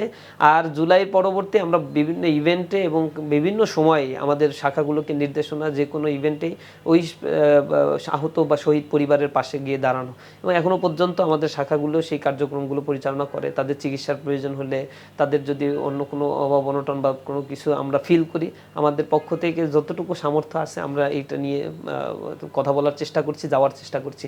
এটা সরকারের দায়িত্বটা সবচেয়ে বেশি, সরকার এটার বেনিফিশিয়ারি। এখানে ইসলামী ছাত্র শিবির কোনো রাষ্ট্রীয় তহবিলও পায়নি। ইসলামী ছাত্র শিবিরকে ডেকে নিয়ে ইউনূস সাহেব একবারের জন্য কোনোদিন জিজ্ঞাসা করে নাই যে তোমাদের কি করণীয় আছে, তোমাদের কি হেল্প করতে পারি, আর তোমরা কিভাবে এই মানুষগুলোর পাশে গিয়ে দাঁড়িয়ে সঠিক তথ্য নিয়ে এসে আমাকে হেল্প করতে পারো, এরকম তার এখন আর প্রয়োজন হয় নাই। কোনোদিনই তারা আমাদের ডেকে কিছু জিজ্ঞাসা করে নাই। যা করেছে এটা আমরা আমাদের সাধ্যমতো, সাধ্যের মধ্যে যতটুকু ছিল করেছি। মূল দায়িত্বটা ছিল রাষ্ট্রের। রাষ্ট্রের টাকার অভাব নাই, রাষ্ট্র এখানে ফান্ড গঠন করেছে, কিন্তু ফান্ডের সঠিক ইউটিলাইজেশন তারা করে নাই। এটা আমাদের জন্য খুবই লজ্জাজনক একটা ঘটনা। আপনি বলছেন যে ইউনূস সাহেব আপনাদেরকে আসলে ডাকে নাই, জামাত তো একই কথা বলে, কিন্তু বাইরে থেকে মানে মানুষের শব্দ এরকম যে জামাত শিবির আসলে ডক্টর ইউনূসকে চালায়। জামাত তো তাদের সাথে নিয়মিত যাচ্ছে বা হচ্ছে বিভিন্ন পারপাজে জামাতের সাথে হচ্ছে। আমাদের এই জুলাই আন্দোলনের মূল স্ট্রেক যাদেরকে বলা হয়, সব রাজনৈতিক দলই তো স্বীকার করে এটা ছাত্ররা পরিচালনা করছে, ছাত্র সংগঠনগুলো এখানে ইনভলভ ছিল। পরবর্তীতে এসে সকল রাজনৈতিক দলের নেতাকর্মীরা এখানে অ্যাটাচড হয়েছে। যে স্টার্টিংটা তো ছাত্র সংগঠনগুলোর ছিল, কিন্তু এটা তো দুঃখের বিষয়। আমরা বারবার বলার চেষ্টা করেছি, অনলাইনে, সংবাদ সম্মেলনে, তাদের প্রেস উইংয়ে আমরা বিভিন্ন তথ্য পাঠানোর চেষ্টা করছি যে আমাদের সাথে একটু বসে আমাদের কথাগুলো একটু শুনুক, কোন পর্যায়ে গিয়ে আন্দোলনটা কিভাবে হয়েছে, এখন বর্তমানে চাহিদাগুলো কি, সেগুলো তারা এখনো পর্যন্ত এটা শোনার প্রয়োজনীয়তা বোধ করছে না। কেন করছে না সেটা তারাই ভালো ব্যাখ্যা দিতে পারবে। আর ইসলামী ছাত্র শিবির এর সাথে এই সরকারের কোনো ধরনের সম্পর্ক বা কোনো ধরনের কোনো ফ্যাসিলিটি ইসলামী ছাত্র শিবির নেয় না। ইসলামী ছাত্র শিবিরের নট এ সিঙ্গেল পার্সন যে সচিবালয়ে গিয়ে বসে থাকছে। যত আমাদের রক্ত গেছে, আমাদের ঘাম শ্রম গিয়েছে, মেধা গিয়েছে, মেকানিজমের ক্ষেত্রে আমরা ইনভলভেশন ছিলাম, কিন্তু কোনো উৎকোচ গ্রহণের ক্ষেত্রে ইসলামী ছাত্র শিবির এখানে কোনো ধরনের পদক্ষেপই নেয়নি। এর বাইরে গিয়ে সাদাবাজি, টেন্ডারবাজি, ছিনতাই, মানে কত ঘটনাগুলো প্রতিনিয়ত ঘটছে, স্ট্যান্ড দখল থেকে শুরু করে সব জায়গায়। ইসলামী ছাত্র শিবির এই জায়গায় শুধু প্রতিবাদী করছে যে এই জায়গাগুলোতে পরিবর্তনের জন্য আমরা রাস্তায় নেমেছিলাম, কিন্তু পার্টিকুলার একটা জায়গা থেকে এইগুলো এখনো পর্যায়ে হচ্ছে। মানুষ এখন অতিষ্ঠ হয়ে বলছে যে আওয়ামী লীগ যা ছিল তার চেয়ে তো কোনো অংশে এরা কম না। সুতরাং আমরা এই জিনিসটা দেখার জন্য তো এত মানুষ রক্ত দেয় নাই। তবে এটাও যারা এই চিন্তাই বা মানে লুটতরা যেগুলো করছে তাদেরও জানা উচিত, একটা প্রতিষ্ঠিত গভর্নমেন্টকে যে মানুষগুলো যে দেশের জনগণ ফেলে দিতে পারে বা তাদের এইরকম করুণ পরিণতি হতে পারে, এইরকম কাজ আচরণ যারা করবে তাদের নেক্সট পরিণতি যে কত ভয়ঙ্কর হতে পারে এটা তারা আসলে অ্যাজাম্পশনের মধ্যেও নাই। ক্ষুধার্ত অবস্থায় ছিল, অনেকেই বলছে এই কারণে তাদের এখন প্রয়োজন, তাই তারা নিচ্ছে, কিন্তু মানুষের উপরে তো প্রচণ্ড রকমের জুলুম করছে এবং আইন শৃঙ্খলা পরিস্থিতি প্রচণ্ড নাজেহাল অবস্থার দিকে নিয়ে যাচ্ছে। তারা চাঁদাবাজি করছে, পুলিশ ধরে নিয়ে গেলে আবার পুলিশের থানা ঘেরাও করে তারপরে বের করে নিয়ে আসতেছে, পুলিশ অসহায়ের মধ্যে দাঁড়ায় থাকছে, কোনো কথাই বলা যাচ্ছে না। দল থেকে সাসপেন্ড হয়ে যায়, কিন্তু দল থেকে সাসপেন্ডের পরে তাদেরকে পুলিশ গ্রেপ্তার করতে পারে না, ভয় পায়। দল সাসপেন্ড করে আবার দলের স্টেটমেন্টে লেখা থাকে আইনানুগ ব্যবস্থাও গ্রহণের জন্য প্রশাসনকে নির্দেশ দেওয়া, মানে প্রশাসনকে অনুরোধ জানাচ্ছে তারা। মানে কতটা ভয়ঙ্কর একটা অবস্থায় এদের এস্টাবলিশমেন্টটা বা এদের রাজনৈতিক সেটেলমেন্টটা, বোঝাপড়াটা তারা তৈরি করেছে, এটা আমাদের এই দেশের জন্য অনেক বড় লজ্জারও বিষয়। এই প্রথাগত রাজনীতি, এরকম জাতীয় মানে অস্থির রাজনীতির স্ট্রাকচার থেকে যদি আমরা বের হয়ে না আসতে পারি, এই দেশে আসলে উন্নয়ন বলি আর সুশাসন বলি, মানবিক মর্যাদা, সুপ্রতিষ্ঠিত হওয়ার কথা বলি, কোনো কিছুই আদতেও সম্ভব না। এখানে এই রাজনীতি ট্যাকেল দিতে গেলে নতুন যে রাজনৈতিক দল বা যারাই রাজনীতি করতে আসছে তাদেরও এই একই আচরণের দিকেই যেতে হচ্ছে। পেশি শক্তি, অর্থ, এই দিকেই আবার যাওয়ার জন্য তারা দেখতেছে যে কম্পিটিশনে টিকে থাকার জন্য তো এটাই আমার করতে হবে। সুতরাং নতুন কোনো কিছুই আমরা এখনো পর্যন্ত দেখতে পাচ্ছি না। আচ্ছা, আপনি একটা কথা বলছিলেন যে ছাত্র শিবির চাঁদাবাজি, টেন্ডারবাজি, টেম্পু স্ট্যান্ড দখল, এই কাজগুলো আসলে ছাত্র শিবির করে না, কিন্তু ছাত্র শিবির এই 5 আগস্টের পরে মানে সারা বাংলাদেশে যেই ধরনের বড় বড় প্রোগ্রামগুলো করেছে, এই সায়েন্স ফেস্টিভ্যাল, ঢাকা ইউনিভার্সিটিতে বিভিন্ন হলে তাদের যেই পানি ফিল্টার, চিকিৎসা সেবা, স্বাস্থ্যসেবার সব কিছু করছে, এই যে বিশাল কর্মযোগ, এই কর্মযোগের টাকার উৎস কি আপনাদের? টাকার উৎস তো আমাদের নিজেদের অর্থনৈতিক সোর্স আছে, যেটা আমাদের সংবিধানে স্পষ্টভাবে বলা আছে। আমরা বলেছি আমাদের জনশক্তিদের বাইতুল মালের আয় আছে একটা। বাইতুল মাল বলতে আমরা যে টিউশনিগুলো করাই তার একটা পার্সেন্টেজ তাদেরকে দিতে হয়। দ্বিতীয় হচ্ছে আমাদের কিছু প্রকাশনা আছে, মানে কয়েকশো প্রকাশনা ইসলামী ছাত্র শিবির প্রকাশ করে, যেগুলো কিছুদিন আগে আমরা বিভিন্ন কলেজ, বিশ্ববিদ্যালয়, স্কুলেও আমরা বিক্রি করেছি। আলহামদুলিল্লাহ 5 আগস্টের পরে এই বেচা বিক্রিটা অনেক বেড়ে গেছে। এতদিন তো আমরা এগুলা নিয়ে মানুষের কাছে যেতে পারতাম না, ওপেনলি এগুলো দেখলে আমাদের বলা হয়তো এগুলা জঙ্গি বই, কোরআন ধরা নিয়ে এগুলো বলতো। আমাদের এই বইগুলো আমাদের সুধীরা লিখে আমাদেরকে অক্ষ করে দেয়, দান করে। আবার আমাদের মেধাকে আমরা খরচ করে আমাদের গবেষণা প্রসূত আমাদের গবেষণা টিম যারা আছে তারা এগুলো করে এই প্রকাশনাগুলো আমরা বের করি। এগুলোর একটা মুনাফা আছে, আয় হয়। এই আয়টা হচ্ছে আমাদের একটা আয়ের উৎস অন্যতম। আর আমাদের যারা বিদায় নেয় ইসলামী ছাত্র শিবির থেকে হাজার হাজার ভাইয়েরা বিদায় নিয়েছে এবং সবাই ওয়েল এস্টাবলিশড আলহামদুলিল্লাহ, দেশে বিদেশে। এই ভাইয়েরা তারা বিভিন্ন প্রজেক্ট বাস্তবায়নের জন্য উইলিংলি আমাদেরকে সহযোগিতা করে। আমরা তাদের কাছে আবেদন করি, তাদেরকে জানাই, তারা দান সৎকার এই জায়গায় আমাদের বাইতুল মালে তারা এগুলো দিয়ে থাকে এবং এর মাধ্যমে ইসলামী ছাত্র শিবির পরিচালিত হয়। একবারে স্বচ্ছ আয় ব্যয়ের এই হিসেবগুলো ইসলামী ছাত্র শিবির একবারে টপ টু বটম এটা মেনটেন করার জন্য চেষ্টা করে। আমরা একটু আসি এবার এই যে 5 আগস্টের পরে আসলে অন্যান্য ছাত্র সংগঠনগুলোর মধ্যে এত বেশি সংসদ নির্বাচন নিয়ে কোনো ধরনের তাড়া নাই, কিন্তু ছাত্র শিবির প্রত্যেকটা ক্যাম্পাসে সংসদ নির্বাচন দেওয়ার জন্য খুব তোড়জোড় করছে। এটার কারণ কি? না, এটা তো আসলে সবার ভিতরেই কম বেশি আছে। তারা অন্যান্য ছাত্র সংগঠনকে আমরা দেখছি এই ব্যাপারে কথা বলতে, মানববন্ধন করতে, স্মারকলিপি দিতে। আমাদের সাথে সবার কাছে কথা হচ্ছে। এই পর্যন্ত 37টা ছাত্র সংসদ নির্বাচন হয়েছে ঢাকা বিশ্ববিদ্যালয়ে। 37-এর মধ্যে 30 হয়েছে হচ্ছে স্বাধীনতার আগে। স্বাধীনতার আগে 50 বছরে কন্টিনিউয়াসলি ছাত্র সংসদ ইলেকশন হতো, মাঝে মাঝে 1-2 বছর গ্যাপ যেত। স্বাধীনতার পরে আমরা স্বাধীনতা পেয়েছি, ডেমোক্রেসির চর্চাগুলো এখানে হবে, ক্যাম্পাসগুলো তাদের নেতা নির্বাচন করবে।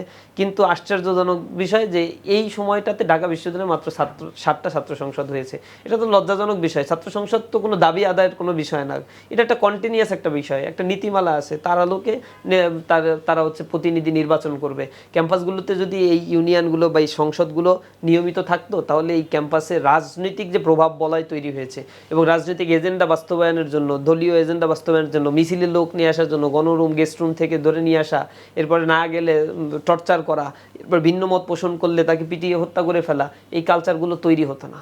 আমাদের দেশে এই ছাত্র সংসদটা খুব রিজিড করে ফেলা হয়েছে। একজন ভিপি হয়ে গেলে মানে বিশাল কিছু হয়ে গেছে, এটা নিয়ে খুবই মাতামাতি। অথচ এটা খুবই নর্মাল একটা প্রক্রিয়া, নর্মাল একটা ব্যাপার। এগুলো থেকে নেতা নির্বাচিত হবে এবং বাইবর্ন ন্যাচারাল যে লিডারগুলো আছে তারা হচ্ছে ন্যাশনাল লিডারশিপে কন্ট্রিবিউশন করবে। এই জায়গা যদি একবার স্মুথ করে দেওয়া যেত এবং এইখানে লিডারশিপ কোয়ালিটি যাদের মধ্যে আছে তাদেরকে যদি স্মুথ করে দেওয়া যেত, ন্যাশনাল এবং ইন্টারন্যাশনালি তারা কন্ট্রিবিউশন করার সুযোগ পেত। ছাত্ররা নিজেদের কথাগুলো প্রপার অথরিটির মাধ্যমে বলতে পারতো। ক্যাম্পাসগুলোতে যে মানে টেন্ডারবাজি হচ্ছে অথবা যে অর্থ বরাদ্দ যখন দেওয়া হয় অর্থ সঠিক খাতে ব্যয় হচ্ছে না, এরপরে একটা বিল্ডিং বানানোর জন্য যে বাজেটগুলো দেওয়া হচ্ছে এই বাজেট থেকে একটা বড় অংশ রাজনৈতিক দল যারা থাকে তাদের ছাত্র সংগঠন এখান থেকে নিয়ে যায়, ভাগবাটোয়ারা করে। মানে তৎকালীন সময়ের যারা নেতাকর্মী থাকে রাজনৈতিক দলের তারা একটা অংশ নিয়ে যায়, সব ভাগবাটোয়ারা করার পরে অল্প কিছু টাকা পয়সা থাকে।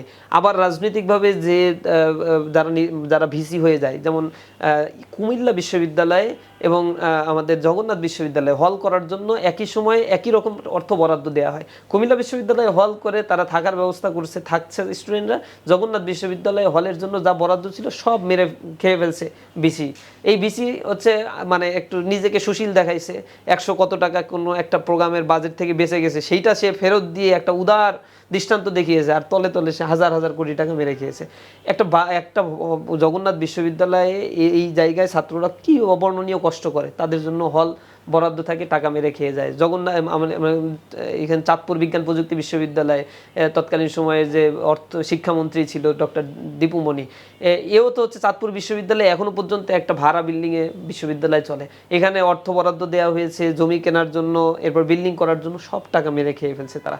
এইভাবে করে করে একটা বিশ্ববিদ্যালয়ে অর্থ বরাদ্দ দেওয়া হয়েছে জনগণের টাকা, আর এগুলো মন্ত্রী মিনিস্টাররা খেয়ে ফেলে। তো এই কথাগুলো এই জবাব নিবে কে? তখনকার সময় ক্যাম্পাসে তো অন্য কোনো রাজনৈতিক দলের এক্সেসই নাই, কোনো ছাত্র সংগঠনকে ঢুকতে দিত না, কথা বলতে দিত না।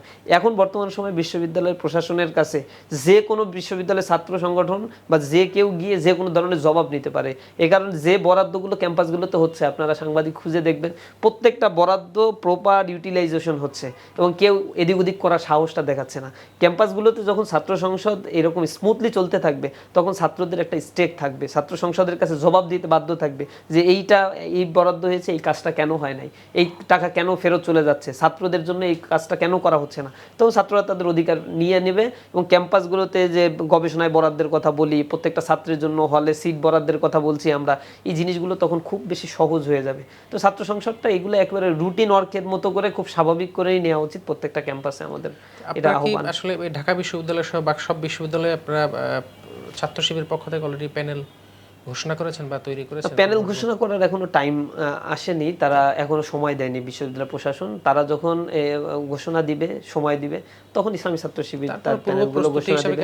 আমরা পূর্ব প্রস্তুতি হিসেবে আমাদের জনশক্তি দায়িত্বশীল প্রত্যেককেই আমরা বলছি ক্যাম্পাসে অ্যাক্টিভিজম চালানোর জন্য, এবং সময় আসলেই আমরা পারস্পরিক আলোচনার ভিত্তিতে আমরা আমাদের প্যানেল ঘোষণা দিব। প্রত্যেকেই তার নিজ নিজ জায়গা থেকে কাজ করে যাচ্ছে। একটা বিষয়ে খুব বেশি দেখা যায় এখন সোশ্যাল মিডিয়াতে, সেটা হলো ছাত্র শিবির তো আসলে আপনি যেটা বলছেন যে একটা রুটিনের মধ্য দিয়ে তাদেরকে যেতে হয়, সাংগঠনিক অনেক কাজ, এর মাঝেও অনেক বিশ্ববিদ্যালয়ের ছাত্র শিবিরের রেজাল্ট অনেক ভালো।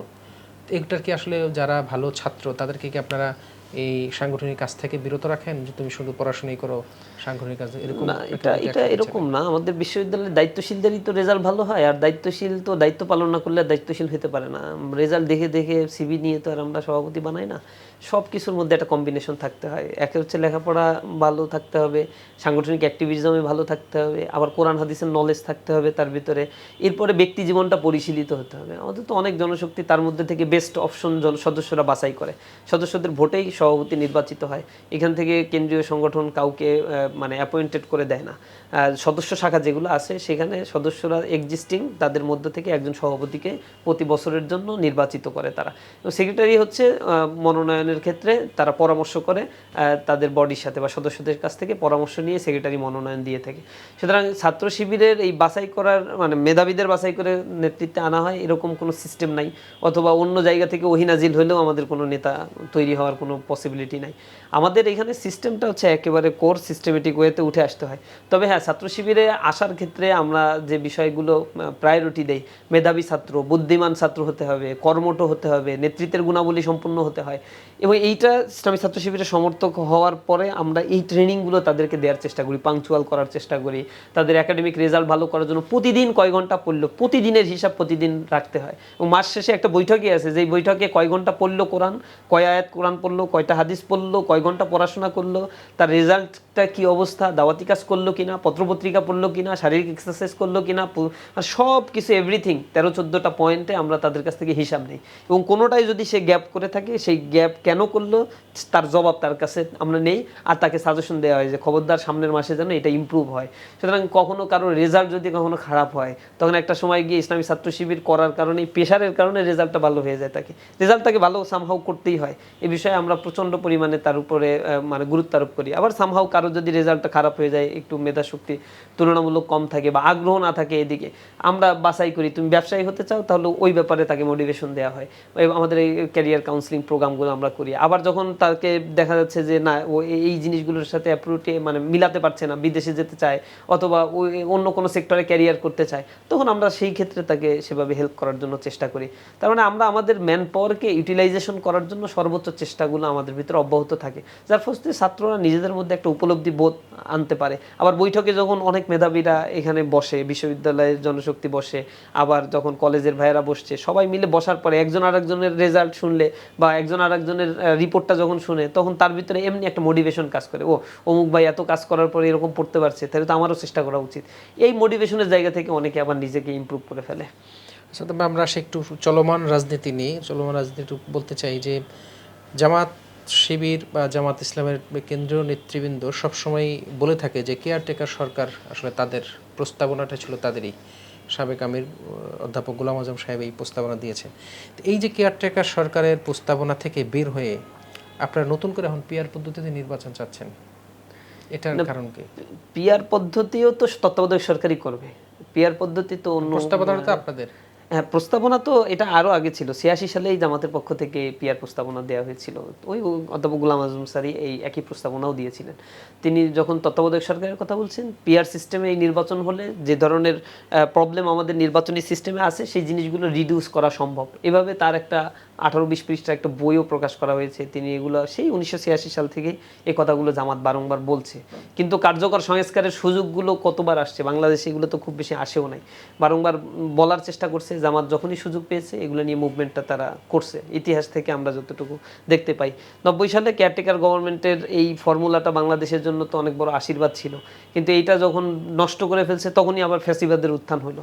তো বাংলাদেশে এটা দুর্ভাগ্য যে ৫৪ বছর বয়সী একটা দেশ, কিন্তু নির্বাচন ক্ষমতার পালাবদল কিভাবে হবে এইটাই এখন পর্যন্ত আমরা ডিফাইন করতে পারি নাই। এবং তারা যদি সকল রাজনৈতিক দল একমত হলো, ৯০ সালের যে স্বৈরাচার বিরোধী আন্দোলন করলো, ৯১ ইলেকশনে সবাই একমত হয়ে কেয়ারটেকার গভর্নমেন্ট তৈরি করলো এবং ভালো একটা ইলেকশন তারা পেলো, উপহার দিল, সবাই স্যাটিসফাই ছিল। কিন্তু কোন কারণে সেই জিনিসটা সংবিধানে স্টোর করার ক্ষেত্রে গড়িমসি করলো বিএনপি, যার ফলশ্রুতিতে আবার সবাই মিলে আন্দোলন করলো। তাকে ৯৬ সালে নির্বাচন দিয়ে ১৮ দিন সম্ভবত থাকতে পারছে ক্ষমতায়। এরপরে আবার রি-ইলেকশন দিতে হয়েছে তাকে এবং শোচনীয় পরাজয় বরণ করতে হয়েছিল তাদেরকে। মানুষের পালসগুলো বুঝতে পারে নাই। এরপরে তো আওয়ামী লীগ এসে ঠিক এই একই কাজ করলো। একই কাজ করে যদি ফেয়ার ইলেকশনটা দিত তাহলে ৫ বছর পরে আওয়ামী লীগ বুঝতে পারতো তাদের দশাটা কি। কিন্তু তারা তো বিভিন্ন মেকানিজম করে, মানে দিনের ভোট রাতে করলো, এরপরে হচ্ছে কোনো বিরোধী দল ছাড়াই ১৫৩টা আসনেই কোনো ইলেকশন ছাড়াই ক্ষমতায় চলে গেল তারা। এরকম দুষ্টু মানুষের মতো আচরণগুলো এই দেশে করার কারণেই তো আলটিমেটলি তাদের এই করুণ পরিণতিটা বরণ করতে হয়েছে। আমাদের দেশের এই কেয়ারটেকার গভর্নমেন্ট, যেহেতু আমাদের এখনো পর্যন্ত রাজনৈতিক দলগুলোর মধ্যে আন্ডারস্ট্যান্ডিং, বোঝাপড়া নাই। ওয়েস্টার্ন অনেক সোসাইটিতে বা ইস্টার্ন অঞ্চলগুলোতেও আছে যে গভর্নমেন্ট থাকে এক্সিস্ট, তারাই হচ্ছে পরবর্তী সরকারের নির্বাচনটা দিয়ে এরপরে ক্ষমতা হ্যান্ডওভার করে। কিন্তু আমাদের রাজনৈতিক বোঝাপড়া, আস্থার জায়গা রাজনৈতিক দলগুলোর মধ্যে, এগুলো কখনোই এখন পর্যন্ত আমাদের মনে হয় না তৈরি হয়েছে। তো এই জায়গা থেকে তো অবশ্যই রিকভারি করার জন্য যে ফর্মুলাটা এক্সিস্টিং ছিল গভর্নমেন্টের সংবিধানে ত্রয়োদশ সংশোধনীতে, এইটা রিস্টোর করা উচিত। ইন্টারিম গভর্নমেন্টও হচ্ছে সেই ফর্মুলারই একটা এক্সটেনশন হইতে পারে। আমরা মনে করছি পিয়ার পদ্ধতিও যদি অ্যাপ্লাই করা হয়, দেশে অনেক বিষয়গুলোর যে চর্চা, অযাচিত চর্চা, এগুলো বন্ধ হয়ে যাবে। নির্বাচন করতে গেলেই টাকা সরাসরি দেখেন, একটা ইলেকশন করতে গেলে একটা এমপির কি পরিমাণে টাকা সরাতে হয়, মানে মিনিমাম ৫০-১০০ কোটি টাকা নিজে তো ইলেকশনই করতে পারে না। এই ইলেকশনের ৫০-১০০ কোটি টাকা খরচ করার পরে তার প্রধান টার্গেট থাকে একজন সংসদ সদস্য হওয়ার পরে এই টাকা উঠানো। তো একজন সংসদ সদস্যের আসলে এখতিয়ার কতটুকু? সংসদ সদস্য তো রোড ঘাট, তারপরে পুল ব্রিজ, এইগুলো নির্মাণ করার জন্য অ্যাপয়েন্টেড না। এই জন্য এলজিআরডি মন্ত্রণালয় আছে, লোকাল গভর্নমেন্ট এই কাজটা করে। একজন প্রধানমন্ত্রীর পক্ষ থেকে বা এর আগে সংসদে একজন এমপির জন্য হয়তো ৫ কোটি টাকা বরাদ্দ করা হয়েছে উন্নয়ন কাজে, সে এটা খরচ করতে পারবে। ৫ কোটি টাকা এটা ভেরি ফিউ অ্যামাউন্ট। এটা হচ্ছে করা হয় যেহেতু তারা ভোট চায় মানুষের কাছে, তাদের কাছে মানুষ আসে, কিছু কনস্ট্রাকশনের কাজ করতে হবে, তাই বিশেষ বিবেচনা এটা করা হয়। কিন্তু এটা তাদের কাজ না। সংসদ সদস্য যারা হয়, পার্লামেন্টেরিয়ান, তাদের কাজ হচ্ছে আইন প্রণয়ন করা। আইন প্রণেতাদের হইতে হবে চৌকস, মেধাবী। সেখানে আমরা দেখি 70% আইন প্রণেতা আওয়ামী লীগের সময় ছিল হচ্ছে বিজনেসম্যান। এই মানে আইনের ছাত্র, আইন বোঝাপড়া আছে এরকম লোকের পরিমাণ 10%ও না। তাহলে এই সংসদের কাছ থেকে এই দেশ কি কল্যাণকামী আইন কামনা করতে পারে? এইটা যখন পিয়ার পদ্ধতিতে হবে, তখন তো একটা দল ইলেকশন করার আগে তার ৩০০ সংসদের সদস্য কারা হবে তার একটা লিস্ট জমা দিবে। ৩০০ সদস্যের লিস্ট জমা দেওয়ার পরে যদি ওরা 30% ভোট পায়, তাহলে ৯০ জন সংসদ সদস্য হবে। তা ৯০ জন হচ্ছে থেকে প্রথম ৯০ জন হচ্ছে তাদের সংসদ সদস্য হিসেবে সেখানে অ্যাপয়েন্টেড হবে। তো এইখানে এই তালিকাটা দেওয়ার পরে মানুষরা বিবেচনায় নেবে যে এই দল কত বেশি মেধাবীদের অ্যাকোমোডেট করছে আর কত দুর্নীতি মুক্ত মানুষদেরকে অ্যাকোমোডেট করতে পারছে। এইভাবে করে তো তাদের মানে প্রোফাইলগুলো দেখে তখন দলকে মানুষ ভোট দিবে। আর যেহেতু দলকে ভোট দিবে, প্রচুর পরিমাণে টাকা সরাসরি একজন ব্যক্তি আরেকজন ব্যক্তির এগেইনস্টে ইলেকশন করা, একজন আরেকজনকে মানে হাত পা ভেঙে ফেলা, খুন খারাপির ঘটনাগুলো তো নিত্য নৈমিত্তিক। তারপরে হচ্ছে দখলদারিত্ব করা, তারপরে হচ্ছে মানে ব্যালট পেপার চুরি করে নিয়ে যাওয়া, ছিনতাই করে নিয়ে যাওয়া, এই ঘটনাগুলো তখন একেবারে রিডিউস হবে। অর্থের এই যে মানে ব্ল্যাক মানির যে সরাসরি এই জিনিসগুলো অনেক বেশি কমে আসবে পেয়ার পদ্ধতির মাধ্যমে। আবার ডেমোক্রেসিক সিস্টেমের মধ্য দিয়ে দেখেন 40% ভোট পেয়ে সে রাষ্ট্র পরিচালনা করছে, কিন্তু 60% মানুষ তাকে পছন্দ করে না। 60% ভোট আরও 5টা দলের মধ্যে অ্যালোকেটেড হয়েছে, তাহলে 40% মানুষের ভয়েসটা সংসদে গেল, 60% মানুষের ভয়েসটা তো নষ্ট হয়ে গেল। তাহলে অধিকাংশ মানুষের শাসন তো এটার মাধ্যমে এনশিওর হলো না। সুতরাং পিয়ার পদ্ধতি যখন হয়, হয়তো সেটা উচ্চ কক্ষের ক্ষেত্রে হইতে পারে, নিম্ন কক্ষের ক্ষেত্রে যেভাবে ট্রেডিশনাল ওয়েতে নির্বাচন হচ্ছে সেভাবে হইতে পারে, মানে কোনো না কোনো একটা ফরম্যাট থাকতে হবে, যেই ফরম্যাটে রুট লেভেলের মানুষের প্রতিনিধিরা সেখানে থাকবে এবং তারা কোনো না কোনো জায়গায় নিজেদের কথাগুলো বলতে পারবে। পিয়ার সিস্টেমের ফর্মুলা বা কনসেপ্টগুলো টু সাম এক্সটেন্ট এই জিনিসগুলোরই মেসেজ দেয়। এইটার মেসেজ দেয় নাকি আসলে আপনাদের বিরোধী পক্ষ যেটা বলছে যে আসলে জনসমর্থন আপনাদের আসলে ওইভাবে মাছ লেভেলে জনসমর্থন নাই, ফলে এই পিয়ার প্রসেসের মাধ্যমে আপনারা আসলে সংসদে একটু আধিপত্য বিস্তার করতে চান? এটা তো আসলে জামাতের বিষয়। প্রশ্নটা আমি করলে আমি হচ্ছে থিওরিটিক্যাল জায়গা থেকে আনসার দেব, কারণ আমি তো আর ইলেকশনে নাই আর রাজনৈতিক দলের সাথেও আমার বোঝাপড়া নাই। তবে আমার কাছে যেটা মনে হয় এই কথাটাও অযৌক্তিক একটা কথা। দলীয় সমর্থন তার আছেই, তাই তাকে এক ফর্মুলায় যেতে হবে, যার সমর্থন নাই সে আর একটা ফর্মুলায় যেতে হবে, এবং এই বক্তব্যটা আসেও বা কীভাবে? এখানে হবে হচ্ছে ন্যায্যতার অধিকারটা। মানে একটা দলের যদি 5 কোটি মানুষ সমর্থন করে থাকে, সেই দলের মানে এই সমর্থন নিয়ে তার সংসদে যাওয়ার তো এখতিয়ার আছে, বা তার কথাগুলো বলার, তার যে সমর্থন আছে সেই মানুষের ভয়েসগুলো সংসদে রেজ করার তো এখতিয়ার তার আছে, সেটা থেকে তাকে কেন বঞ্চিত করা হয়? আবার দেখবেন যে ইলেকশনের ক্ষেত্রে আমাদের দেশে 1990, 96, 2001, 2008 এই ইলেকশনের ক্ষেত্রে বিএনপি আর আওয়ামী লীগের ভোটের পার্সেন্টেজ একেবারে কাছাকাছি। কেউ হচ্ছে 38% পাচ্ছে, কেউ 40%, 41% পাচ্ছে, কিন্তু 41% পেয়ে সে 200 সিট পেয়ে গেছে, 180 সিট পেয়ে গেছে। 38% পাওয়ার পরে তার সিটের পরিমাণ 88-70। ওই ওই দল হচ্ছে গিয়ে ক্ষমতায় একেবারে যা ইচ্ছা তাই বিল পাস করে নিচ্ছে, অথচ কাছাকাছি জনসংখ্যা তাদের সমর্থন দেওয়ার পরেও তাদের কোনো কাজ কথা সেখানে বাস্তবায়ন হচ্ছে না, প্রস্ফুটিত হচ্ছে না। এটা তো একটা লুফলস, এবং বর্তমান প্রচলিত ইলেকশন সিস্টেমে অনেকগুলো লুফলস আছে যেগুলো হচ্ছে মানে এই পিআর সিস্টেমের মাধ্যমে রিকভারি করা সম্ভব। 1971 সালের যে মহান স্বাধীনতার যুদ্ধ, এই যুদ্ধে আসলে ছাত্র শিবিরের সাবেক কয়েকজন কেন্দ্রীয় সভাপতিকে অভিযুক্ত করা হয়েছে এবং কয়েকজনকে ইতিমধ্যে ফাঁসিও দেওয়া হয়েছে। আপনি ছাত্র শিবিরের সেক্রেটারি হিসাবে ওই সময়তে তারা মনে করে নিয়েছে বা ধরে আদালত তাদের ফাঁসির রায় দিয়েছে বলে তাদেরকে ফাঁসি দিয়েছে। ছাত্র শিবিরের সেক্রেটারি হিসেবে আপনি এটাকে কীভাবে মূল্যায়ন করেন? আপনি কি আসলে ওই অপরাধের জন্য জাতির উদ্দেশ্যে কিছু বলবেন? এটা তো একটা জুডিশিয়াল কিলিং বলা হয় এটাকে। এটা একটা মব ক্রিয়েট করা হয়েছে এবং তাদের একটা মানে নিজেদের মতো করে একটা ক্যাঙ্গারু কোর্ট বলা হয় যে ট্রাইব্যুনাল তারা গঠন করছে। এখানে বিচারক যাদেরকে নিয়োগ দেওয়া হয়েছে, ওবায়দুল হাসান একটা বোর্ডের মানে একটা ইসের চেয়ারম্যান ছিল, ট্রাইব্যুনাল 1 বা 2 এর চেয়ারম্যান ছিল। এরপরে নাইম সম্ভবত কি নাম, যে স্কাইপি কেলেঙ্কারিতে যাকে পদ ছাড়তে হলো, এরকম মানুষদেরকে নিয়োগ দেওয়া হয়েছে। ওবায়দুল হাসান সে ছিল আওয়ামী লীগের একবারে খাস লোক, সে সহকারী বা অ্যাটর্নি জেনারেল ছিল আওয়ামী লীগের সময়। তার বাবা তার ভাই হচ্ছে আওয়ামী লীগ রাজনীতির সাথে জড়িত। সে পড়াশোনা করছে হচ্ছে এক সাবজেক্টে, এরপরে গিয়ে সে হচ্ছে মানে জার্নালিজমের স্টুডেন্ট, সেখান থেকে 2 বছরের কোর্স করেছে এলএলবি। সেই কোর্স করার পরে তিনি অ্যাডভোকেট হয়ে রাজনীতি করার জন্য অ্যাডভোকেট, সেখান থেকে সে হয়ে গেছেন প্রধান বিচারপতি। হয়তো তার যোগ্যতা ছিল, কিন্তু দলীয় বিবেচনায় এই মানুষগুলোকে নিয়োগ দেওয়ার ফলে ওইখানে যে সঠিক ট্রায়ালটা হবে না, এটা তো স্বাভাবিকভাবেই প্রমাণিত। এরপরে এখন তো আরও বেশি প্রমাণিত হয়েছে যে তারা এটা তাদের রাজনৈতিক প্রতিহিংসার জন্য এই কোর্টটা বা এই ট্রায়ালটা তারা করেছিল।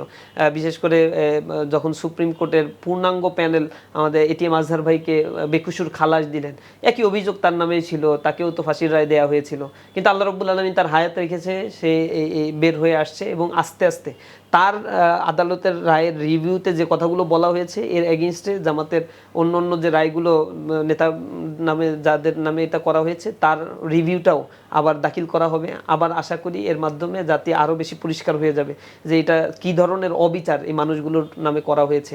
এক একজনের মানে নাম সাজানো হয়েছে, সাক্ষীগুলোকে রেকর্ড করে নিয়ে আসা হয়েছে, আদালতে উপস্থিত থাকা সাক্ষীর ওই জবানবন্দিগুলো নিয়ে আসা হয়েছে। কোনো সাক্ষী এসে যখন বলছে যে আমাদের মানে না আমি রায় মানে দিব না, পক্ষে বিপক্ষে সাক্ষী দেবো না, তাকে উঠায় নিয়ে ভারতে গুম করে ফেলা হয়েছে। এই ঘটনাগুলো এই আদালতের সাথে ওতপ্রোতভাবে জড়িত। তড়িঘড়ি করে এই বিচার প্রক্রিয়া করে জামাতের নেতৃবৃন্দকে ফাঁসি দিয়ে একবারে পঙ্গু করে ফেলতে চাইছে ইসলামকে। জামাত ইসলামকে মারার পরে অন্য ইসলামী দলগুলোকে মারাটা খুব সহজ একটা ব্যাপার। তারা মনে করছিল যে এই ফাঁসি দিয়ে, এটা শুধু বাংলাদেশে না, এগুলো যুগে যুগে পৃথিবীর বিভিন্ন জায়গার ইতিহাসগুলো এরকম, যে নেতাকর্মীকে ফাঁসি দিয়ে দমিত করে তারা তাদের শাসন ক্ষমতাকে পাকাপোক্ত করতে চায়। সেই কাজটাই আওয়ামী লীগ করছে। এইটার ছিল হচ্ছে স্টার্টিং, এর মাধ্যমে তারা ফ্যাসিবাদের উত্থান ঘটেছিল, বিএনপির মতো দলকে তারা শেষ করে দিয়েছিল, পঙ্গু বানায় ফেলছিল। একবারে যখন মনে চাচ্ছে তখন তাদের নেতাকে জেলখানা থেকে বের করতেছে, যখন মনে চাচ্ছে না। ভিতরে আছে খালেদা জিয়ার মতো নেতা, সে দীর্ঘদিন ধরে একেবারে অসুস্থ অবস্থায় কারাগারে গৃহবন্দী করে তাকে রাখা হয়েছে। তাদের ভারপ্রাপ্ত চেয়ারম্যানকে বিদেশে মুসলেখা নিয়ে তার চলে যেতে হয়েছে, এই দেশ থেকে রাজনীতি করবে না। এত ভয়ঙ্কর একটা সিচুয়েশন করে দেওয়া হয়েছিল। মহাসচিবের মানে বিএনপির মতো দলের মহাসচিব ইচ্ছা হইতো নির্বাচনের আগে তাকে গ্রেপ্তার করে নিয়ে চলে যেত, স্ট্যান্ডিং কমিটির সদস্যগুলোকে গ্রেপ্তার করে নিয়ে চলে যেত। এইভাবেই তো তারা এই কাজগুলো করছে। কোনো দল যেন মুখ উঁচু করে দিয়ে কথা বলতে না পারে। আর জামাত বা ইসলামী ছাত্র শিবির তো একটা বড় ফোর্স এই বাংলাদেশে, যারা অর্গানাইজড, সংগঠিত, এবং আমাদের জীবন গেলেও আমরা আমাদের আদর্শ থেকে বিচ্যুত হই না। সুতরাং এইটাকে ভয় পাওয়া স্বাভাবিক। আর এটাকে একেবারে রুট থেকে কিভাবে ধ্বংস করা যায় সেই পরিকল্পনা তো আওয়ামী লীগের ছিলই। তারই একটা অংশ হিসেবে তারা এই সাজানো এই কোডটা তৈরি করছে। আমাদের মীর কাসেম আলী মিন্টু ভাই বা কামারুজ্জামান ভাই, তারা হচ্ছে 1977 সালে ইসলামী ছাত্র শিবিরের সভাপতি ছিল। তো ইসলামী ছাত্র শিবিরের সভাপতি বা ঢাকা বিশ্ববিদ্যালয়ের ছাত্র যখন তারা ছিল, সেই হিসেব করলে তাদের 1971 সালের বয়স তো মনে হয় 10-12 বছর বা এরকম বয়স হবে। এরকম সময় সে রাজাকার, সুপিরিয়র কমান্ড রেসপন্সিবিলিটি, সেই অভিযোগ করে তাদেরকে ট্রায়াল করা হয়েছে। এগুলো একেবারে কল্পনাপ্রসূত কিছু রায় তারা দিয়েছে, এবং এগুলো উপর থেকে নির্দেশ আসতো। এগুলো একেবারে লিখিত ছিল, কোনো কথাই শুনতো না, শুধু রায় পরে শোনাই দিত, ফাঁসির রায়। এবং এই জিনিসগুলো তারা তো করছে কন্টিনিউয়াসলি। এগুলো আস্তে আস্তে প্রকাশ পাবে, মানুষ জাতি বুঝতে পারবে এই বিচারের নামে যে অবিচারগুলো করা হয়েছে। আচ্ছা, আমরা আসলে মোটামুটি শেষ পর্যায়ে চলে আসছে যে বাংলাদেশ জামাত ইসলামী দলগুলোকে নিয়ে ঐক্যের রাজনীতির দিকে ধাবিত হচ্ছে। ইসলামী ছাত্র শিবির কাছে ইসলামিক ছাত্র সংগঠনগুলোকে নিয়ে এরকম কোনো চিন্তা ভাবনা করছে কিনা? বিভিন্ন ইস্যু নিয়ে তো ঐক্য তৈরি হয়। এখন তো ঐক্য তৈরি করার মতো বা ঐক্য হওয়ার মতো কোনো ইস্যু ছাত্র সংগঠন হিসেবে আমরা সামনে দেখতে পাচ্ছি না। যদি এরকম প্রয়োজনীয়তা আমরা ফিল করি সামনে, হয়তো একই প্ল্যাটফর্মে এসে আবার ঐক্যবদ্ধ হয়ে আমরা কাজ করব। ঐক্য হওয়ার তো একটা পারপাস থাকে। আর প্রত্যেকটা সংগঠনের ভিন্ন ভিন্ন আইডিওলজি আছে, ভিন্ন ভিন্ন এজেন্ডা নিয়ে তারা কাজ করে। সুতরাং দীর্ঘমেয়াদী ঐক্য থাকার তো কোনো প্রয়োজনীয়তা নাই। জামাত ইসলামী সামনে নির্বাচনকে কেন্দ্র করে সকল রাজনৈতিক দল, ইসলামিক রাজনৈতিক দলকে অ্যাকোমোডেট করার চেষ্টা করছে। লিবারেল যে দলগুলো আছে তাদেরকে অ্যাকোমোডেট করার চেষ্টা করছে। এটা দেয়ার পার্ট অফ দেয়ার পলিটিক্স। ইসলামী ছাত্র শিবিরের সাথে সকল ছাত্র সংগঠনের ভালো সম্পর্ক আছে। আমরা মাঝে মাঝে বসি, কিছুদিন আগেও আমরা বসেছিলাম। 5 আগস্টের পরে একাধিকবার আমরা ছাত্র সংগঠনগুলো নিয়ে আমাদের কেন্দ্রীয় অফিসে আমরা বসেছিলাম। তাদের সাথে আমাদের সৌহার্দ্যপূর্ণ সম্পর্ক আছে। পারস্পরিক বিভিন্ন বিষয়, দেশের যখন ক্রাইসিস হয় যৌথভাবে বিবৃতি দেয়া, তারপরে তাদের কনসার্ন নিয়ে বিভিন্ন কর্মসূচি দেয়া, আমরা কি করতে পারি, বিভিন্ন ইস্যু যখন সামনে আসে আমরা পারস্পরিক বোঝাপড়ার মধ্যে দিয়ে চেষ্টা করি। এখন পর্যন্ত আমরা কাজ করে যাচ্ছি। ছাত্র সংগঠন সবার সাথে আলহামদুলিল্লাহ আমাদের খুব ভালো সম্পর্ক আছে। এতক্ষণ আপনার মূল্যবান সময় দেওয়ার জন্য আপনাকে বাণিজ্য প্রতিদিনের পক্ষ থেকে ধন্যবাদ জানাচ্ছি। আপনাকেও ধন্যবাদ জানাচ্ছি। বাণিজ্য প্রতিদিনের সকল দর্শকদেরকেও আন্তরিকভাবে ধন্যবাদ জানাচ্ছি। দোয়া করি আল্লাহ রাব্বুল আলামিন আপনাদের এই মিডিয়াকে আরও বেশি সমৃদ্ধি দান করুন। আসসালামু আলাইকুম রহমতুল্লাহ। সুপ্রিয় দর্শক, আপনারা এতক্ষণ দেখছিলেন বাণিজ্য প্রতিদিনের বিশেষ আয়োজন আগামী রাজনীতি। আজকের অনুষ্ঠানে অতিথি হিসেবে উপস্থিত ছিলেন বাংলাদেশ ইসলামী ছাত্র শিবিরের কেন্দ্রীয় সেক্রেটারি জেনারেল জনাব নুরুল ইসলাম সাদ্দাম। এতক্ষণ আমি আপনাদের সাথে ছিলাম গিয়াসউদ্দিন। আগামীতে অন্য কোনো অতিথি নিয়ে আপনাদের সাথে আবারও হাজির হব। সেই পর্যন্ত ভালো থাকবেন, সুস্থ থাকবেন। আল্লাহ হাফেজ।